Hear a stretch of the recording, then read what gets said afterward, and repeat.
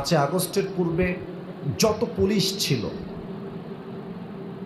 তার অধিকাংশ পুরুষ স্বৈরাচারের পা চাটা দালাল ছিল।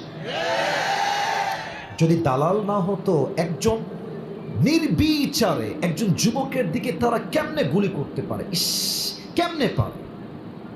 তার মানে তারা বুঝিয়েছে তারা নামে পুলিশ, কাজে তারা পুলিশ নয়। এখন দেখছি পুলিশের ড্রেস চেঞ্জ হচ্ছে, র্যাবের ড্রেস চেঞ্জ হচ্ছে। লাভ নাই, ড্রেস দিয়ে কাজ হবে না, নিয়ম আর নীতি চেঞ্জ করতে হবে। ড্রেস চেঞ্জ করে কি লাভ? পুলিশ যদি সুদ খায়, ড্রেস চেঞ্জ করে কি লাভ? র্যাব যদি ঘুষ খায়, আমাদের ড্রেস দিয়ে কোনো দরকার নেই, আমাদের সমাজটা পরিবর্তন করতে হবে। বগুড়ার ভাড়া আমার, এখন আসেন, এই যে আমরা মাহফিল করতে আসছি 5 আগস্টের পূর্বে, তোমরা সবাই জানো, যুবকরা সবাই জানে, কমিটির ভাইরা যারা এসেছেন এখানে, আমার পেছনে অনেক মান্যগণ্য মুরব্বী আব্বাজানরা বসে আছেন, তারা খুব ভালো করে এই বিষয়টা জানে। মাহফিল করতে গেলেই পারমিশন নেওয়া লাগে, অমুক থানায় যাও, তমুক থানায় যাও।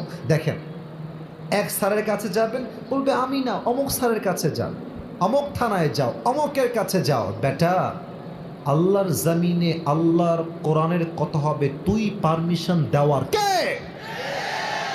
এটা এখন নিয়ম চেঞ্জ হয়ে গেছে। 5 আগস্টের পরে the history has totally changed নাও।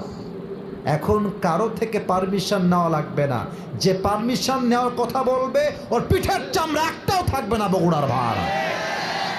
এবার দেখেন আমি কি বলি।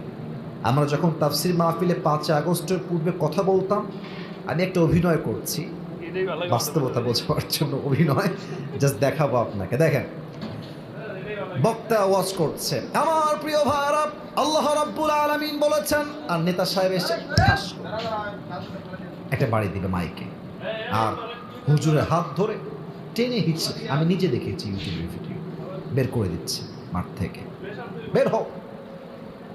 তারা কোথায়? এখন আসেন, আসেন এখানে, আপনার হাত দিয়ে একটাও বাকি থাকবে না বগুড়ার মাটিতে আজকে।